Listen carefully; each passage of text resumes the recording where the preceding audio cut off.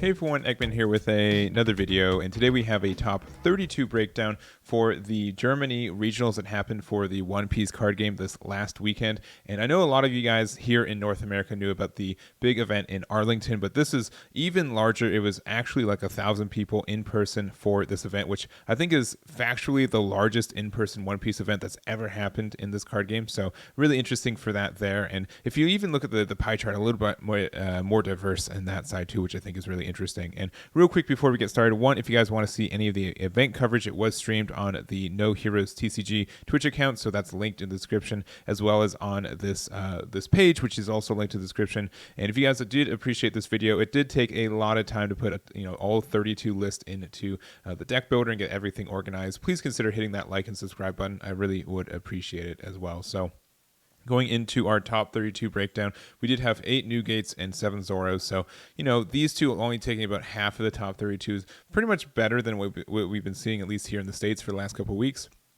We also do have 5 Trafalgar Laws, 4 copies of Smoker, 2 Kinemons, 2 Kids, 1 Kaido, 1 Emporio, 1 Luffy, and 1 Don Quixote do Flamingo. So again, a little bit more diverse than when you've been seeing in North America in general. Also just the fact that, black and purple is represented not only in this, but it was spoilers, the finals, and again, spoilers, Smoker did end up winning this, which is pretty insane to me that Smoker was able to win such a large event where it doesn't, honestly top that often. It's probably like a 50-50 on the times it tops. I do think it's a good leader, but it definitely have to run pretty hot in general. I also we don't have the entire 900 or plus deck list for this to see exactly what the leader breakdown is, but I also do think it's interesting comparing different regions with the same card pool and just kind of how culturally different regions do approach the same card game and how we can get different results. Again, if we compare this to Arlington, you'll see like the pie charts are pretty different, which is, I think, again, very interesting. So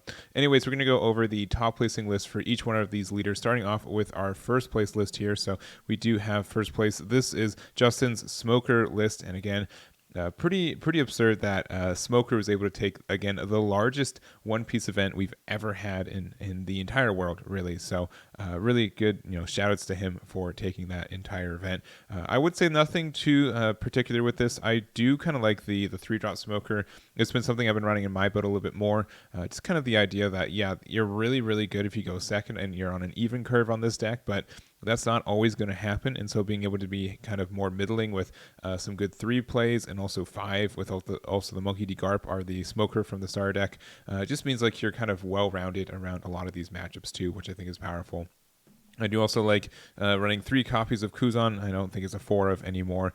2 copies of Great Eruption as well to give, a draw 1, which is interesting. 2 Meteor Volcanoes as well as an Impact Wave. So again, a pretty standard list. Black is also probably the most, it has the smallest card pool in this game right now since it is the newer color. So you don't have a lot of options to go with it, but I do like the choices. I do, again, like the 3s and 5s to be able to have a more rounded curve if you need it to be like that. And congratulations to Justin again for taking this first place with Smoker as well. And then also we do have Kaido here. This is our second place list. And I'm going to be honest. So first, this is David's list here, but I don't get it. I don't get how this deck was able to do super well.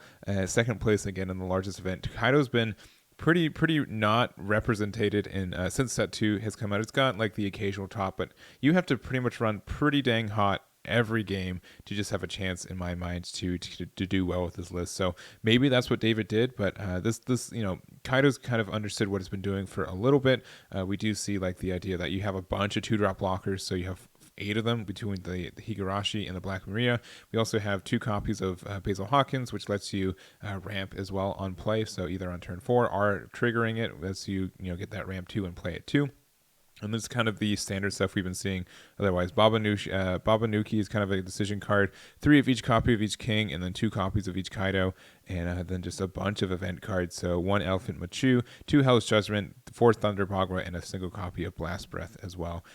Then also running Shiki is probably one of the newer cards as well. But not running the Impel Down package too, which a lot of people are on, at least when I've been seeing Kaido recently. So just a really interesting finals for this one. I would say I think Kaido does lose pretty hard to Smoker as well, just based on my understanding of the matchup. So I'm not too surprised that it didn't, it lost in the finals matchup matchup from that side, but again, Kaido's in a really weird spot. Purple in general is in a really weird spot, and I think it's quite an accomplishment for this deck to do second place in the largest event we've ever had in person. So I think that's really significant. I again don't get it really. I don't understand how this deck was able to do so well just because of my own experience with it and seeing the meta, but also looking at some of these lists too, you might see that not as many people are as aggressive, at least as compared to North America. And so kind of being a little bit slower can mean that Kaido can have a chance to set up and do some damage too, which maybe that's what happened as well. So anyways, congratulations to David. I think this is a great accomplishment, and congrats for his finish there. Next up, we have Trafalgar Law. So this is Peter with their list, and Trafalgar Law has been pretty experimented with here in the States as well. I will say the bottom end, so pretty much all the 1s to 2s are pretty understood for this deck. Most of them are run at 4 or 3 copies. Most of them at 4. I think Makino is probably in either Brook or Sanji. Some people play Sanji, some people play Brook, and then also Vista. Some people play Nico Robin for this spot. So like the bottom half of this deck I think is really understood, and then you have a lot of decision points for kind of how you want the high end and also your event lineup. So for this build specifically, we do have 3 Zoros, 2 split between the Rush and also 1 from the Star deck, which the fact that it can be a 3-drop but also be a 6K on your opponent's turn is great with the Dawn underneath it. And the only thing I don't like about this is it doesn't have a counter, but I think it's good otherwise. We also have a Trafalgar Laws, 1 Luffy, 1 X-Drake as well, and then the Radical Beams and Jet Pistols. So again, I think the idea for this deck and the fact that we have the both Trafalgar Laws has been kind of the popular top end for this one. And Trafalgar Law I think is just understood how it works in this meta, how to interact with a lot of decks, and it's just been doing well. So congratulations to Peter for their top 4 finish with this list here.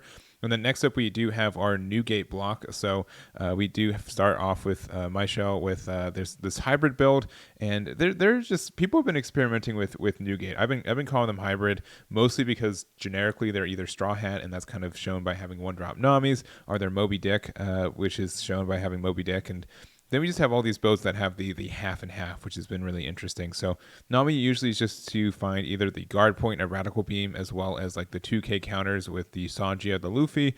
And then you also do run the Moby Dick to be able to buff off your big guys and have like an end condition. I think Marco is still just a fantastically powerful card in this leader in general. Being able to use it, as a just really hard to get rid of card, just the fact that you can keep bringing it back essentially means that your opponent's going to have a hard time just getting rid of it, as well as it's just an early game too. And then you're just kind of your top end of Atmos and Kingdu, Ace, and then Newgate as well. Newgate's not always needed for these builds either. Sometimes they just get stuck in your hand if you don't see them at the right time, or you see too many of them at the wrong time too. But I think this is interesting, and so let's just jump over to the Straw Hat build too. So this one also, I think Straw Hat was the most popular build for this tournament in general, based on the performance and just in the top 32 at least. So this is Ivan's list here. Nothing too special. I will say, like, the Straw Hat variant of this deck is very, very understood. You do have a couple decision points, not a lot. Most of them kind of depend on what you kind of want, like your mid-range. But most of them do run 4 Newgates and then at least 4 Radical Beams. Guard point is usually in the deck if you want to run it as just a couple copies of it. Some Aces, some of the Rush Luffy from the Star deck, and just all the advantage from all your Straw Hat stuff. So I think this list I've covered like verbatim like twice plus. It's just very common. It's a very good deck, and I think the builds are really understood. So there's Ivan's list, and then lastly we do have the full Moby Dick version of this. So this is Onur's version of it as well, and you'll see like there are just a bunch of the Whitebeard pirates, including like the Blenheim, which lets you be a blocker in a 3K, which is great. The fact that it doesn't have counters kind of rough, but otherwise good. There's Whitey Bay, being able to attack your opponent's active characters if you need it, which sometimes comes up. Vista is great. Raikuyo is just like another version of Moby Dick, and then just squarely all of the Whitebeard pirates you have access to as well. Seaquake is very good. You also run the Gum Red Hawk, which is quite a tech pick, since you are going to have a lot of cards. They're just not useful in hand as well, because you're also running Squad and just kind of everything else. You aren't running the Newgate though, so being able to just have more defense I think is imperative, as well as probably like one of the best ways to get around this deck is to have these blockers up, and these like low cost, one cost blockers. And so being able to use this Red Hawk to get rid of them and also be on the defense, I think can help you out as well. So anyways, this is the Moby Dick variant. We have a bunch of variants for this as well if you guys want to see them all on the website. And congrats again to Onur for their finish there.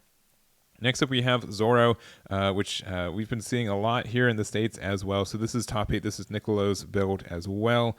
I don't have a lot to say about this in general. I think Zoro's been pretty understood almost since release. I would say there's been like a couple tech changes, but it's probably been it and Newgate, I think, are just the most represented. Newgate has a couple variants, but Zoro pretty much just builds this. You do have some like one drop changes. I think everyone's pretty much on Magra now, because which is I think is really great. If you kind of how mid-range you want to be at too, if you want to play Vistas and Nico Robbins, or you just want to be very aggressive, you have that option for you.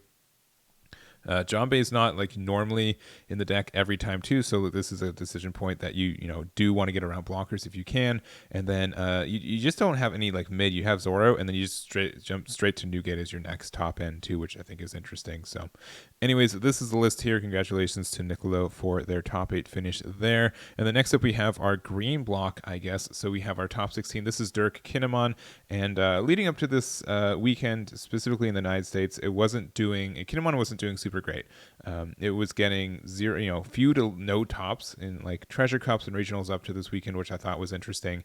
And it's still what it is. It is kind of a deck that likes to interact with your opponent, and if they're playing a deck that plays a bunch of cards in the early game, and you're able to tempo and interact with your opponent that way, just do some good value trades and tempo trades, then you're able to kind of set up a on curve or before curve Odin, which means that you're able to just if this is played on 7 Dawn, you're in a fantastic spot. You're able to really go off with it and just get a lot of advantage for it. And then if you don't see it, then you're kind of in a tough spot, which kind of stinks. So otherwise, Okiku's still really good. Yamato's still really good.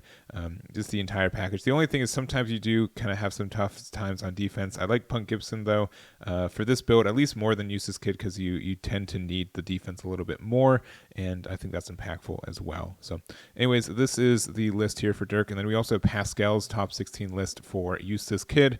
And again, I do like Eustace Kid a little bit more in this meta generically. I feel like it's more, I would say like Kinemon's more of like a 1.5 trick pony of just trying to get into Odin and have Odin trying to carry you. But Kid just has a lot more kind of variable playstyle. Sure, you do like to play the 8-drop and defend it a lot of the time, but you don't have to go down that route all the time. Being able to use a lot of these effects to help you with your just finding stuff, and then also like Cat Viper is a nice little ad for you too, especially because it can be found off Odin or off Koizuki, and then also be played off Kid as another blocker as a 4K. You are missing the 1K counter, but I think that's fine for the searchability it can be sometimes. 3 copies of Yamato, which is probably why they're playing this Cat Viper. Just the fact like this can interact with the Yamato kind of nicely is great, but I do also like the 4-cost Yamato is very... this on curve is still very good, even in Kid. Being able to interact with stuff, I think that's helpful. And this kind of all your other green package stuff. So I don't know. I like Useless Kid still. I think it's a little bit better than Odin, but I'll let you guys have your own opinions of that one. And again, this is Pascal's list there. We have 3 more lists to go through. We do have Emporio from Joel, and we haven't seen Emporio in the States in a couple weeks either. I will say like most people are kind of decided if they want to play blue. Doffy is generically a little bit better. They kind of have the same but diverging playstyles in a lot of way, where you're kind of just dependent on top decking your cards or kind of sequencing plays based off the top of your cards. A little bit different in each ways, but that's kind of the way for both. And because of that, both these decks just have a lot of potential for some high value as well. So some key choices for this one is that I don't really like. We have the Brickfest, which is just return 1 character, cost of 4 less to owner's hand, which doesn't really see as much play. I'd say 2 new combo lands, no copies of Love Mellow, which is interesting. And then, a lot of this deck you do have to kind of just build with the pieces that you have. So, 4 Emporios, 4 Luffys, you have the Crocodiles, your Bon Clays. Mr. 3 and Inazuma are both, 4 ofs immediately, and then like Don Quixote del Flamingo and just everything else. So I really think Emporio is more of a player deck where you have to do kind of sequence a lot of these plays and make sure you know what you're doing a lot of the time. But when you're able to do that, you're in a really, really good spot. So congrats to Joel for their finish in this one. Next up, we do have Luffy. So this is Luigi's top 32 starter deck Luffy, and I'm pretty sure this is pretty similar to the list I've been topping here in the States. We did have one at Arlington here in North America win this weekend, and then last weekend we did have Luffy win a treasure cup as well online, so that's something to consider on that, and it's looking very similar. I think a lot of people have been converted to using the Mass Deuce, which just is a 2k counter, but also if you play it on curve can be like really good at pressuring early stuff, and it's really easy to make this a 5k with Luffy, which is really nice. And then also like Vista and Nico Robin for like you just get like a lot of early game control with all three of these cards as well. Zoro, Luffy, King Ju, which I really love this card in Luffy. We didn't have a 5-cost 7k before set 2, which I thought was a little bit weird, but this card in Luffy I think is incredibly strong. You get a lot of value from it, which is great, and it's kind of hard to remove in a lot of ways. And then 2 copies of Ace, which is interesting because you don't get like the rush from it. So I thought that was interesting. I'm not sure exactly why you play this card because you're not a Whitebeard's pirate, but I promise it was in the deck list, so I thought that was interesting there. And then 4 copies of Newgate, which is just very powerful in its own right too. So and then just some event cards. So again, this is a really interesting card. It must just be for the -3 effect, being able to like trade well into stuff. But again, you don't get rush with this card, which I think is interesting. But it's fine. I still think it's fine for what it is. So anyways, this is the list. Congratulations to Luigi for their finish there. And then finally, we do have one more. This is Mannheim, top 32 Doffy. And we did see Doffy do some topping here in North America this weekend as well. In general, I think it's the best blue deck that we have at the moment. It's more flexible in what you want to do. You can get a lot of value. You are kind of, on the whim of your first kind of turns to see if you can get some momentum started. And sometimes you just strictly can't, which is kind of rough. But if you're able to find the pieces that you need, you're in a good spot. Jinbei, I think, is obviously impactful, and being able to have 4 copies is strong, at least at your disposal to be able to use them. I know a lot of people are kind of jealous for the prospect of that. Gecko Mario is good. You're also running the Mr. 2 Bond Clay is just another 2k. It can be played on 5 if you want to, but I'm not sure how much that would happen. You're also playing like some tech cards, so 3 copies of Level Up Beam, and also a Deathwing too, so up to one of your leaders or characters gains plus 6k power during this battle. Then draw cards so that you have 2 cards in your hand, which is great. R trigger, return up to 1 character with 7 costs or less turns out of his hand. So good trigger, and it can like be like another copy of Level Up Beam, but it is, obviously 3 costs for that, which can be kind of expensive. But you could also do something like play Doffy, then leave 3 open, and then Deathwing and get some value from that there. So this is Mannheim's list. Congratulations for their top 32 finish there. And that is going to be it for this breakdown. So again, thank you guys so much for watching. I really do appreciate it. If you guys are, made it all the way to this part of the video, make sure to hit that like and subscribe button. I really would appreciate that as well. Make sure to check out my website for all these deck lists if you guys are curious to see them, in particular. And again, that's going to be it for me. So thank you guys so much for watching, and I'll catch you all next time.